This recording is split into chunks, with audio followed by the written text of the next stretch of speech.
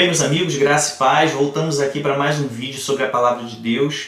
E nesse momento a gente vai falar sobre a volta para Nazaré.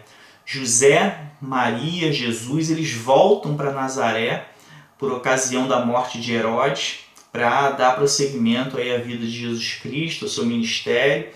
E aqui em Mateus a gente vai ter a impressão que eles são originalmente de Belém, né? Jesus nasce em Belém. Só que em Lucas, se Deus permitir, faremos estudo sobre Lucas também, a gente vai ver que Maria e José, eles vêm de Nazaré para se alistar em Belém, e nessa viagem, né, até Belém é que Jesus vai nascer. Então eles vêm originalmente de Nazaré, e aqui a gente vai ver a volta deles. Então Mateus não vai registrar a vinda deles de Nazaré, mas vai registrar a volta. Tá? Só em Lucas que a gente vai comprovar que eles originalmente vêm dessa terra. Tá? Então a gente está aqui falando sobre a volta de Nazaré, volta para Nazaré, e a gente está em Mateus, capítulo 2, do verso 19 ao 23. São poucos versículos, esse vídeo provavelmente não vai ser tão longo quanto os outros, mas espero que seja tão esclarecedor para os nossos corações, para o nosso entendimento acerca da palavra de Deus. A gente está em um dos evangelhos, né? Lembrando que evangelho significa boa notícia, né? Da junção de duas palavras gregas, como a gente já explicou em outros momentos. Evangelho é uma boa notícia. Nós temos 4 livros na Bíblia, no Novo Testamento, que trazem essa boa notícia, contam a respeito de Jesus Cristo, que é Mateus, Marcos, Lucas e João. Então nós estamos no livro de Mateus, tá? Que pertence ao Novo Testamento. Tá? Lembrando que a Bíblia é dividida, né, em 2 testamentos. O Antigo Testamento é aquilo que vem antes de Jesus Cristo, o Novo Testamento é aquilo que vem a partir de Jesus Cristo. Então nós temos 2 testamentos na palavra de Deus. Capítulo 2, verso 19 diz o seguinte: Morto, porém, Herodes, eis que o anjo do Senhor apareceu num sonho a José no Egito. Então a gente tem a morte de Herodes, né? A gente recebeu a orientação da parte de Deus a José em sonho para que ele se mantivesse seguro no Egito, para que ele fosse para o Egito, porque Herodes queria matar as crianças. Né? A gente vai ver, aconselho a assistir os nossos vídeos anteriores, a gente mostra lá que Herodes, preocupado em perder o trono, porque obteve a informação com os magos, obteve as informações através das profecias, que o Messias, o novo rei de Judá, teria nascido. Então, preocupado com isso, ele tenta exterminar as crianças para garantir que essa criança fosse morta também, porque não sabia exatamente quem era. Então houve uma chacina, uma matança de crianças em Belém e nas redondezas. E nesse momento, Deus, para proteger a integridade física e a vida do Messias, manda que José leve a sua família, leve Maria, leve o menino Jesus para o Egito para se proteger. No Egito, provavelmente teve hospitalidade, porque havia judeus morando naquela região, e eles vão para aquela terra lá ficar até que Herodes morresse. O que está acontecendo aqui no início desse nosso vídeo é que Herodes morre e é o momento deles voltarem para a terra de Israel, né? Como Deus queria que ele voltasse para exercer seu ministério ali. O que acontece aqui é que a gente tem um probleminha com datas, tá? A morte de Herodes, ela historicamente, né, registros históricos vão datar ela do ano 4 antes de Cristo. Então a gente tem que o nosso calendário gregoriano, nosso calendário cristão, ele não é exato com relação à possibilidade de Jesus ter nascido no ano 0. Provavelmente Jesus nasceu um pouco antes desse suposto ano 0 do calendário gregoriano. Para a gente entender um pouquinho mais, eu vou fazer uma linha do tempo aqui, só para isso ficar mais claro. Tá? A gente tem aqui o calendário, vou colocar o ano 0 aqui, tá? Ano 0 aqui. Supostamente Jesus Cristo teria nascido aqui, tá? No nosso calendário gregoriano, a gente tem aqui o ano 1, ano 2, ano 3, até chegar aqui em 2022, que é onde a gente está. Então, teoricamente, Jesus teria nascido aqui no ano 0. O que acontece é que, historicamente, ano 1 a.C., ano 2 a.C., 3, 4 a.C. 4 AC. Aqui teria sido a morte de Herodes. Ora, se Herodes estava vivo no nascimento de Jesus Cristo, tanto que perseguiu essas crianças, Jesus teria que ter nascido não aqui no ano 0. Ele tem que ter nascido antes da morte de Herodes. Então Jesus nasceu para cá, em algum ponto, né, de 4 a.C. para trás. Tá bom? Então isso aqui é importante a gente saber, porque às vezes a gente se baseia muito no nosso calendário cristão e chegamos a determinar, não, Jesus nasceu no ano 0 e começou a contagem. Não, esse calendário foi promulgado pelo Papa Gregório séculos e séculos depois do nascimento de Cristo. Então ele pode ter ali algumas falhas e historicamente a gente comprova isso. Tá? E a gente não tem a data exata, nem na Bíblia, nem em nenhum livro histórico, de quando Jesus nasceu. Tá? Então a gente tem essa estimativa de que Jesus teria nascido 4 anos antes de Cristo. Então Jesus nasceu antes de Cristo. Né? Fica até engraçado nessa expressão, mas é o que efetivamente deve ter acontecido. E o nosso calendário ele tem essa falha aí de alguns anos, porque a gente tem o registro histórico da morte de Herodes nessa data de 4 a.C., sendo Jesus anterior a isso. A morte de Herodes ela foi descrita por Joséfo. Joséfo, a gente mencionou ele em outros vídeos, né, um grande historiador do passado, usado até hoje como fonte de consulta. Ele é de algumas décadas depois de Jesus Cristo, então é uma fonte muito fidedigna de informações. Ele descreve a morte de Herodes como uma doença repulsiva e insuportável. Né? Alguns estudos científicos vão apontar que até vermes saíam da sua barriga, enfim, uma coisa terrível, porque um dos descendentes dele, um dos seus netos, teve algo parecido e essas informações, né, essas características de vermes saindo aconteceu nesse seu descendente. Então José vai descrever isso como alguma coisa muito repulsiva, algo muito ruim que aconteceu. José também vai dizer que ele era um homem cruel para com todos os homens, né? Vai falar sobre toda a sua crueldade, fala muito mal de Herodes em seus escritos. E ele também menciona que a morte de Herodes veio depois de um eclipse lunar. Então tem todo um misticismo envolvido, né? Houve um eclipse lunar, né? A lua tendo se escurecido. E após isso veio essa doença e Herodes vem a morrer. Então o pessoal vai associar aí o eclipse com a morte dele, tem um misticismo envolvendo aí. E um fato curioso é que Herodes, no auge da sua crueldade, ele queria que homens ilustres morressem junto com ele. Ele chega a propor isso, né, a convidar algumas pessoas ilustres para morrer no momento em que ele morresse também, para caracterizar um sofrimento, uma perda muito grande, de que as pessoas estariam sofrendo com a morte dele. Foi um homem que fez aquela região realmente prosperar, mas era um homem cruel, um homem ambicioso, que fazia atrocidades, chegou a matar filhos, matar a esposa, né, matar as crianças, como a gente sabe, ali da região de Belém, dos seus contornos. Então ele, preocupado em ser esquecido, né, ia morrer, as pessoas iam simplesmente abandonar ele na história, ele seria um homem que seria esquecido. Aí ele faz essa proposta, não, algumas pessoas importantes morrem junto e ele acaba sendo valorizado. Não, as pessoas morreram junto, sofreram e se entregaram à morte por ocasião da morte dele. Ele chega a propor isso não vem a acontecer, né, mas foi uma das ideias mirabolantes que ele teve no auge da sua crueldade. Né, e já caminhando para a morte, sabendo que a doença dele era algo muito ruim. Arquelau, filho dele, acaba assumindo e era um homem tão cruel quanto o pai. Né? A gente vai ver o nome aí, Herodes Arquelau, é o filho de Herodes. Tá? Então ele assume aquela região da Judéia e ele é tão cruel, a gente vai ver até Deus orientando José a não voltar especificamente ali para aquela região da Judéia, né? Para ir até a Galiléia, onde fica Nazaré, até para se desviar de Arquelau também. Ele já pôde voltar por ocasião da morte de Herodes, mas havia ainda alguém muito cruel ali dominando a região, então a orientação de Deus é para que não fosse exatamente para onde estava o governo da Judéia, porque ele poderia ter algum tipo de problema. E a gente vê aqui mais uma revelação em sonho.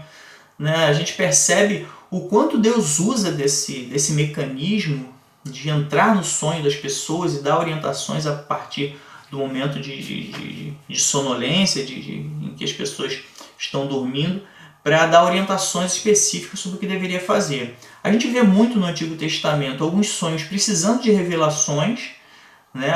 Uma pessoa que tenha contato com Deus vai buscar o entendimento daquele sonho, e a gente tem, como nesse caso aqui, sonhos com orientações diretas, só vai para determinado lugar, faz isso, faz aquilo, e é algo mais claro que não precisa necessariamente de alguém que tenha um contato direto com Deus, um contato mais próximo para buscar entendimento do que deveria ser feito. Aqui era um sonho mais direto, o anjo do Senhor aparece e fala, vai para a região, vai para tal lugar, como a gente vai ver.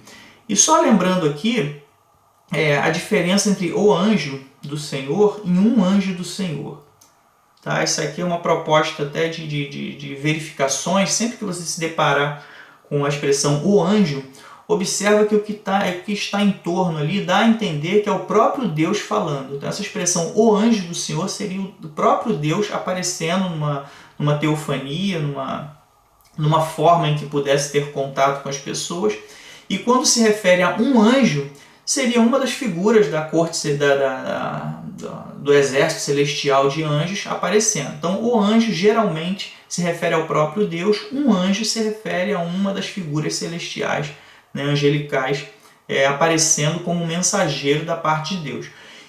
Coloquei aqui no capítulo 1, verso 20, a gente vê a figura de um anjo, e a gente vê no capítulo 2, verso 13, e aqui no 19, o anjo do Senhor. Então seria o próprio Deus falando através do sonho de José.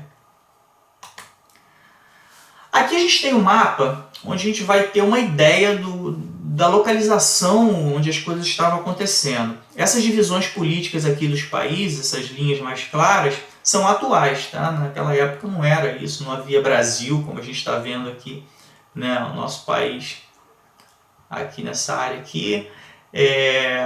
Mas é para a gente ter uma noção da distância, né, onde a gente está hoje, onde as coisas estavam acontecendo. Tá? Na verdade, o território do Brasil existia, mas não com a configuração atual. Tá? Devia ser matas, né? Tribos indígenas vivendo nessa região. Então a gente tem aqui uma noção da distância de onde as coisas estavam acontecendo. A gente tem aqui nesse ponto o Egito, tá? Não com essa configuração atual, né? Mas mais a região norte do Egito, que era dominada pelo Império Romano. E a gente tem aqui esse território em azul é o Império Romano, era o que dominava na época, e era dividido em vários reinos, né? Um deles era a Judéia, que era dominada inicialmente por Herodes, depois o seu filho Arquelau, enfim. E ali no ponto vermelho é para onde ele deveria ir. Né? Aqui mesmo o mapa estando bem ampliado, a gente tem uma noção que é uma caminhada muito longa. Né? Estima-se que essa vinda de Nazaré para o nascimento de Jesus em Belém, depois para o Egito, depois voltar para Nazaré, pode ter durado aí pelo menos uns 4 anos. Tá? Então,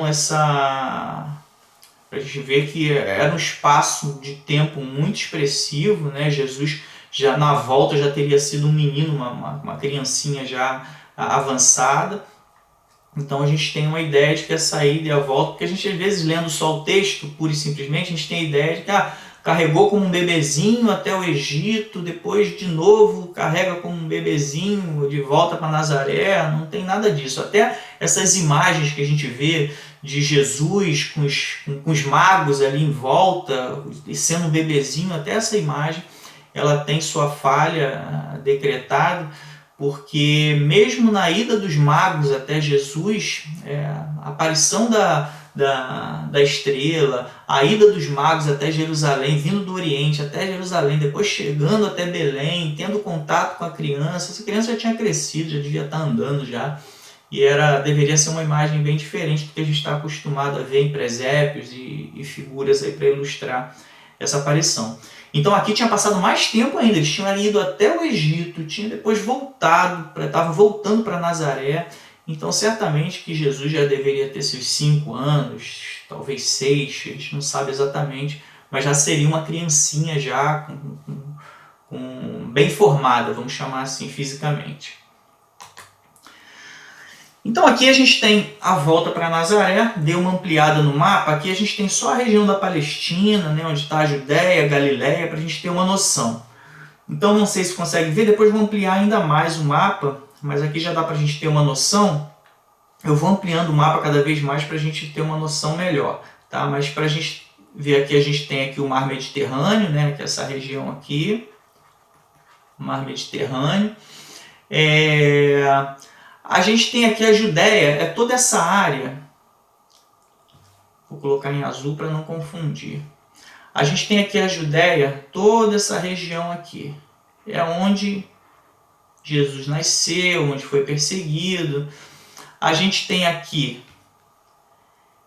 tá bem pequenininho, mas Jerusalém está aqui, nessa bolinha vermelha. Tá? Jerusalém está aqui. Belém está aqui, um pouquinho mais abaixo. Então, como a gente falou no outro vídeo, eles saíram de Belém e desceram e foram para o Egito. Tá? E depois, a volta,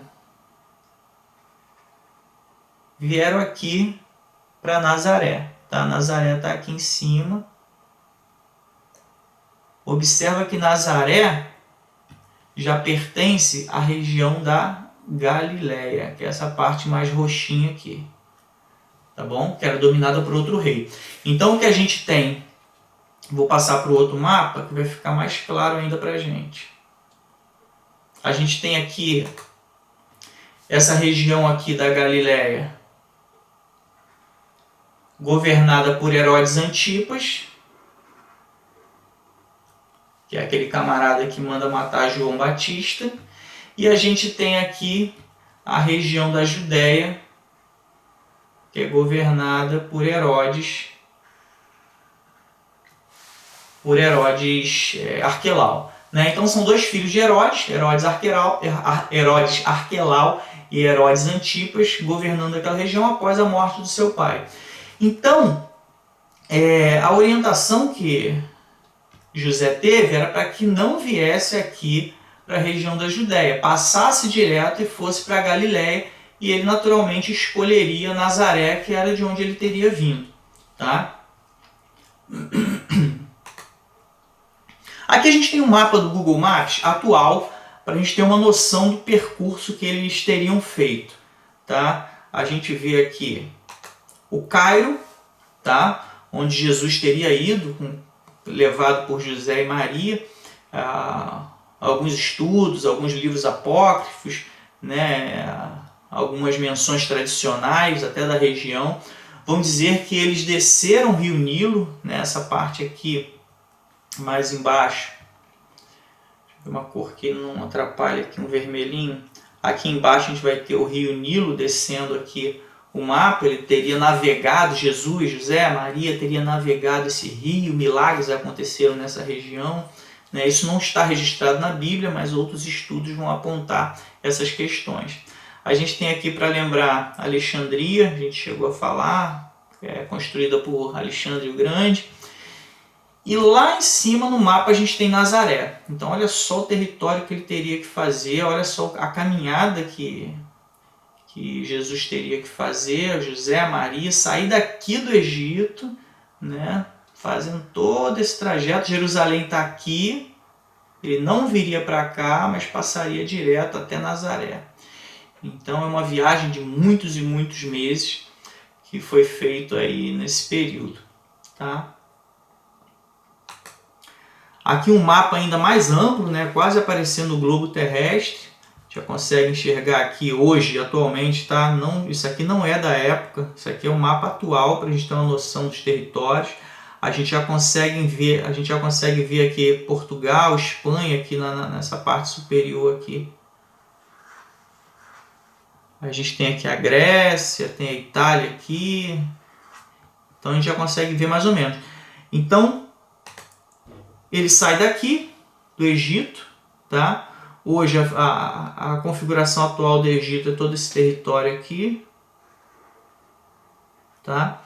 Então ele sai daqui do Egito, ó, o rio Nilo aqui, ó, o rio Nilo aqui subindo, descendo no mapa, né? Mas o rio descendo no sentido contrário.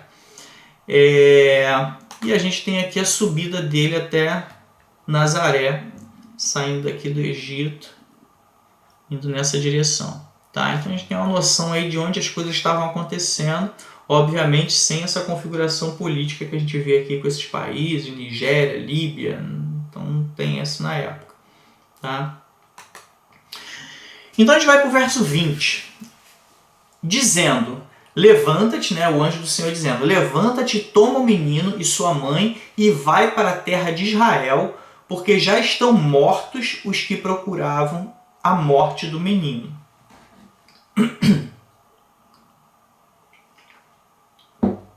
A gente tem que aqueles que procuravam a morte do menino, né, em especial Herodes, que tinha mandado, já havia morrido. Então ele recebe uma orientação de Deus para a proteção da família. Então a gente às vezes tem essa impressão de fuga como um ato de covardia, né? Dá a entender que a nossa saída de determinado lugar para outra região, para outro lugar, pode caracterizar um medo, a pessoa é covarde, não tem coragem de enfrentar, ou não está confiando em Deus, de que Deus dará proteção. E a gente vê aqui claramente que uma fuga não é um ato de covardia, às vezes até vem de uma orientação de Deus, e de outra forma também pode ser vista como uma atitude de proteção da família, salvaguarda da integridade física e da própria vida dos seus familiares. Era o que estava acontecendo aqui. O próprio Deus tinha orientado eles a irem para o Egito, porque nem tudo se resolve espiritualmente.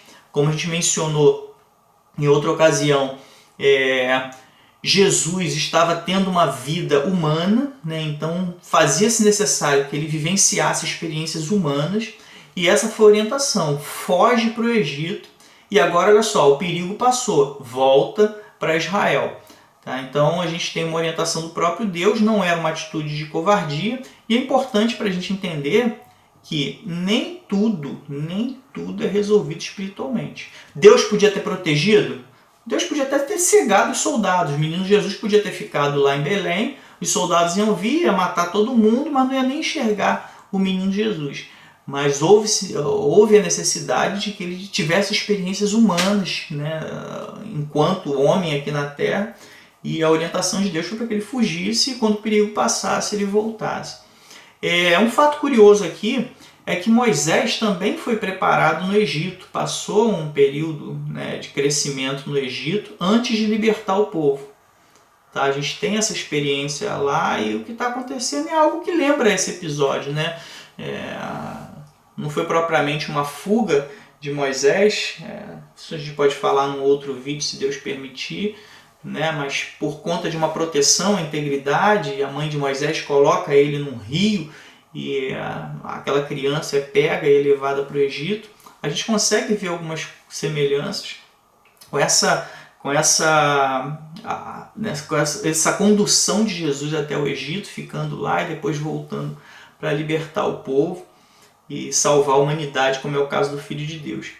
Essa expressão mortos os que procuravam a morte é uma expressão idiomática que já foi utilizada lá no Antigo Testamento. A gente vai ver em Êxodo 4,19, dizendo o seguinte: disse também o Senhor a Moisés em Midian: volta para o Egito, porque os que buscavam a tua alma morreram. Aqui, a expressão bem semelhante: os que buscavam a tua alma morreram.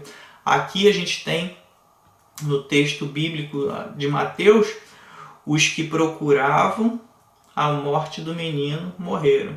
Já estão mortos os que procuravam a morte do menino. Então, uma expressão muito semelhante, ela é retomada aqui em Mateus, fazendo menção também à questão de Moisés. A gente vê muitas associações entre o Antigo Testamento e o Novo Testamento. Livros escritos, muito tempo de diferença entre um e outro, mas um fazendo menção, um complementando o outro. Então a gente vê essa expressão idiomática tendo sido usada com Moisés, e a gente vê ela novamente sendo utilizada aqui por ocasião da volta de Jesus Cristo para Israel. Mateus capítulo 2, verso 21. Então ele se levantou, olha só, obediência, né? Como a gente falou em outros vídeos, né? A obediência de José geralmente era imediata, né? O que a gente vê é bem característico. Ele recebe a orientação e já faz. Deixa um grande exemplo para a gente de obediência com relação ao que Deus fala e já faz de imediato. Então ele se levantou, esse então dá a entender que veio bem na sequência, e tomou o menino e sua mãe e foi para a terra de Israel. Então ele se levantou, tomou o menino, a sua mãe, que é Maria, e foi para a terra de Israel. Então a gente tem aqui mais uma obediência à volta. Ele obedeceu para ficar com Maria, porque a gravidez inicialmente de Jesus Cristo era duvidosa, né? Até que o anjo viesse e orientasse: o que está gerado aí é do Espírito Santo. José pensou em ir embora, largar Maria. Então o anjo vai falar: recebe tua mulher. Aí ele vai e aceita. Ele recebe a orientação e fica com a mulher. Em outro momento, olha só, vai para o Egito, ou seja, larga essa situação toda e vai para lá para se proteger. Ele de imediato pega a criança, a sua esposa, e vai para o Egito. Aí agora, volta para Israel. Ele vai, pega a criança, pega a esposa e vai para Israel. Então a gente vê uma entrega, né, uma confiança em Deus muito grande na figura de José, que nos deixa grande ensinamento para os dias de hoje. Eles permaneceram escondidos até o perigo passar, ou seja, a gente não tem episódio que vou lá visitar meus familiares, vou lá rapidinho. Não, eles ficaram lá realmente, só voltaram quando receberam a orientação para voltar. A gente vê aqui mais um cumprimento de profecia. Em Mateus capítulo 2, verso 15, né, que a gente viu no vídeo anterior, e esteve lá até a morte de Herodes. Ele permaneceu no Egito até que Herodes morresse, para que se cumprisse o que foi dito da parte do Senhor pelo profeta, que diz: do Egito chamei o meu filho. Então havia uma menção profética de que Deus chamaria o filho dele do Egito. Ele sairia do Egito para libertar o povo. A gente consegue fazer, como a gente mencionou, uma associação até a Moisés, né, que também saiu do Egito para libertar o povo, enfim. Então havia essa profecia sobre o Filho de Deus de que ele seria chamado do Egito para cumprir o seu ministério.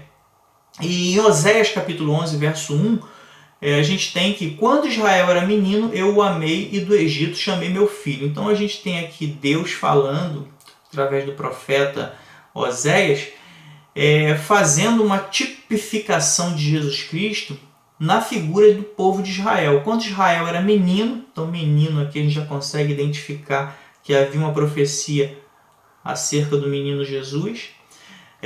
O filho amado, né, eu o amei, né, se referindo aqui ao amor que ele tinha por Israel, e Jesus é mencionado como filho amado, em quem me comprazo, né, como Deus fala de Jesus Cristo. E do Egito chamei a meu filho. Então essa profecia que é declarada sobre Israel, que mais tarde vai acontecer na figura de Jesus Cristo, é a profecia que é lembrada em Mateus capítulo 2, verso 15, do Egito chamei meu filho. Tá? Então Jesus é comparado a Israel, e Israel é uma tipificação de Cristo no Antigo Testamento. Como a gente falou várias vezes, no Antigo Testamento nós temos muitas tipificações de Jesus Cristo. A gente consegue perceber na figura de pessoas, ou de nações, ou de símbolos, muitas coisas fazendo referência ao Cristo que viria. Tá? Então, costumo dizer até que é prazeroso a gente ver a concretização da vinda do Filho de Deus quando a gente lembra de vários episódios no Antigo Testamento fazendo menção de alguma forma direta ou indireta a ele lá nos textos do Antigo Testamento.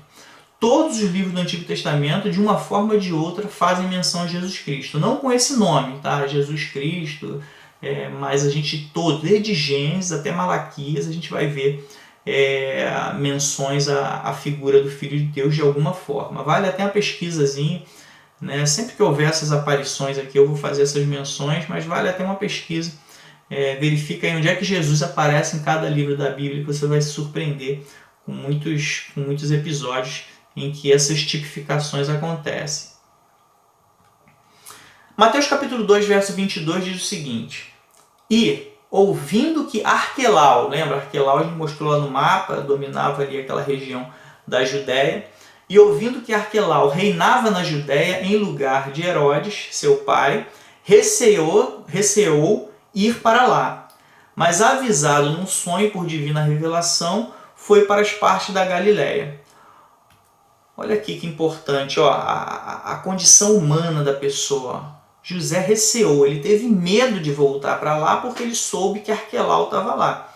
Deus tinha falado, vai para Israel, que é toda aquela região toda lá, na região ali da Palestina, pegava a Judéia, Galiléia, aquilo tudo lá.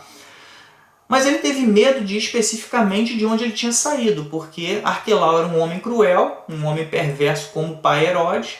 Então ele teve medo, ele sentiu medo de voltar para lá, temeu que alguma coisa ruim pudesse acontecer, que Arquelau poderia ter feito alguma coisa, poderia fazer alguma coisa como o pai estava tentando fazer.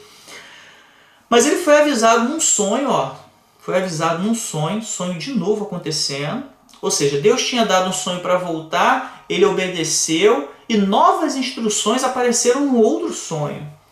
Isso deixa até um exemplo para a gente. Às vezes a gente não entende determinados sonhos ou determinadas orientações que recebemos da parte de Deus. Pode ser que no meio do caminho recebamos outras orientações. A gente segue, obedece. Nem sempre a gente precisa de todas as informações, os detalhezinhos, quando se trata de obediência a Deus. Eu me recordo aqui de Abraão, sai da tua terra, da tua parentela e vai para a terra que eu te mostrarei. Deus manda ele sair de uma terra e ir para outra terra e fala, para a terra que eu te mostrarei. Ou seja, primeiro ele fala, sai no presente e mostrarei está no futuro. Então ele manda sair, Abraão sai, as orientações, os detalhes do que seria feito, no caminho ele receberia. E aqui a gente vê isso, ele recebe a orientação, vai para Israel. Para onde? Vai para Israel. Mas nesse processo ele percebe que era perigoso ir exatamente para aquela região de onde ele tinha vindo. Então ele recebeu novas orientações e sonhos para ir para Galiléia, que era mais ao norte. Mas avisado num sonho por divina revelação, uma revelação da parte de Deus, ele foi para as partes da Galiléia, como você lembra lá no mapa. Se tiver dúvida, volta o vídeo aí para ver o mapa. A Galiléia ficava mais ao norte da Judéia, que era dominada por um outro filho de Herodes, Herodes Antipas, que talvez não fosse tão cruel como Arquelau, mas a gente sabe que ele matou João Batista e até sofreu por ocasião da morte de João Batista, mas isso é assunto para um outro vídeo. Herodes Arquelau, ele foi o predecessor de Pôncio Pilatos. A gente lembra de Pilatos, não vamos falar sobre ele agora, isso é um vídeo para mais para frente. E ele era tão brutal quanto seu pai. Herodes Arquelau era um homem cruel também, assim como Herodes o fora antes dele. Novo sonho, novas instruções.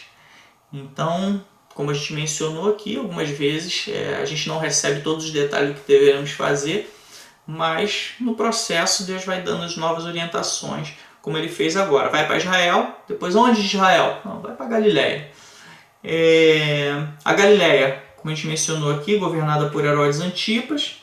Antipas é aquele camarada que mandou matar João Batista, a gente mencionou também. No sonho, não é especificado Nazaré, ele fala Galiléia. Nazaré está dentro da Galiléia. O sonho revela a região. Então é possível que a escolha de Nazaré tenha sido feita pelos próprios pais, porque eles vieram de lá. Então, Deus não deu ali, olha só, vai para a cidade tal. Deus fala, vai para Israel, depois de um modo mais específico, vai para Galiléia. Deus até pode ter falado Nazaré, a gente não tem registrado aqui nas escrituras esse detalhe, mas pode ter sido também uma escolha específica dos pais. Deus manda ir para Galiléia, vai para onde? Eu vou para lá onde eu tenho familiaridade, eu tenho hospitalidade ali, porque eu já vim de lá. Então pode ter sido essa a questão envolvida na hora de decidir ir especificamente para a cidade de Nazaré.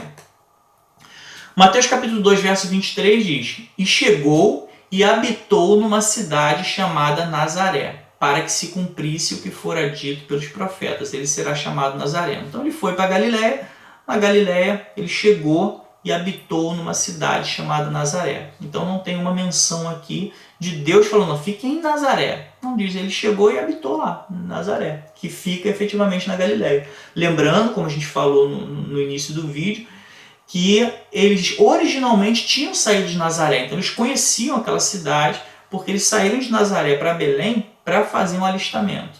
Tá? Então, os nossos apontamentos aqui. Em Mateus parece Belém a terra natal, né? A gente tem a sensação, lendo Mateus, que a terra natal é Belém, né? José e Maria eram de Belém, Jesus nasceu em Belém, mas não. Em Lucas a gente vai ver que eles vinham de Nazaré. Lucas 2, versículo 4, mostra que eles vieram de Nazaré e foi o possível motivo da escolha da cidade, porque eles originalmente eram de lá, teriam voltado para onde eles tinham saído. Dito pelos profetas, é uma questão um pouco controversa aqui, né? Porque a gente não tem menção no Antigo Testamento a um profeta dizendo ele vai ser chamado Nazareno. A gente não encontra isso no Antigo Testamento. Então, como está no profetas no plural, né, dito pelos profetas, pelos profetas aqui no texto, no plural, é possível que isso seja uma fala comum de vários profetas. Então, várias pessoas haviam mencionado que ele seria chamado Nazareno. Então, a gente não tem um texto específico para quem a gente fez de outras vezes, né? Vamos lá na profecia, onde é que está no Antigo Testamento isso escrito? A gente vai lá, Oséias, Isaías falou isso, enfim. Essa questão dele ser chamado Nazareno a gente não encontra no Antigo Testamento. Mas é mentira que os profetas falavam isso? Não. Mateus foi bem claro aqui, teve suas fontes históricas, teve seus contatos com pessoas, com livros, não como temos hoje, né, um livro na mesma configuração, mas tinha os escritos históricos, seus pergaminhos, enfim, uma série de fontes de consulta e até a tradição da época dizendo, só os profetas estão dizendo que ele vai ser chamado Nazareno. E ele efetivamente vai ser chamado Nazareno porque ele vai vir de Nazaré. Ele vai agora para Nazaré, mas de lá ele vai sair para exercer seu ministério, para continuar a sua vida aqui na Terra. Então é importante que a gente saiba, a gente não vai encontrar no Antigo Testamento essa menção a ele ser chamado de Nazareno, mas Mateus vai dizer claramente, é só, para que se cumpra o que os profetas disseram, que ele vai ser chamado Nazareno. Tá? Essa questão de a gente não encontrar, de alguém falar, mas depois a gente não encontrar onde foi falado, eu coloquei até um texto semelhante aqui para clarear para a gente. Atos 20, 35, olha só o que os apóstolos falam. As palavras do Senhor Jesus que disse, mais bem-aventurada coisa é dar do que receber. Né? É mais feliz aquele que dá do que aquele que recebe. Eles fazem menção a essa palavra de Jesus. Aí quando a gente vai nos evangelhos, Mateus, Marcos, Lucas, João, não tem Jesus falando sobre isso. A gente não encontra isso. Os apóstolos estavam mentindo? Não, eles tinham contato com Jesus, só que esse fato especificamente não foi registrado nos evangelhos. Então a mesma coisa acontece aqui quando fala que os profetas chamaram ele de Nazareno. A gente tem registrado nas Escrituras Sagradas que ele seria chamado Nazareno? Algum profeta falando isso? Não tem. Só que Mateus sabia disso por conta das suas fontes, por conta dos seus contatos, e realmente os profetas teriam anunciado isso. Tá? Então isso pode acontecer na Bíblia Sagrada. Não se espantem se fizer menção a alguma coisa que não está registrado em outro texto. A gente não tem que ter o tempo todo comprovação do que está acontecendo. Tá? A palavra de Deus faz menção a coisas que não estão registradas na própria Bíblia. Vai se encontrar historicamente, ou vai se encontrar pela própria fé, ou vai se encontrar na tradição, de um modo geral, essas questões. Tá? Então, beleza, vamos seguir. Ainda sobre o versículo 23, a gente tem algumas propostas sobre essa ideia dele ser chamado Nazareno. Né? Nazaré é muito semelhante à palavra Nezer, que é uma palavra grega que significa renovo, amanhã. Né?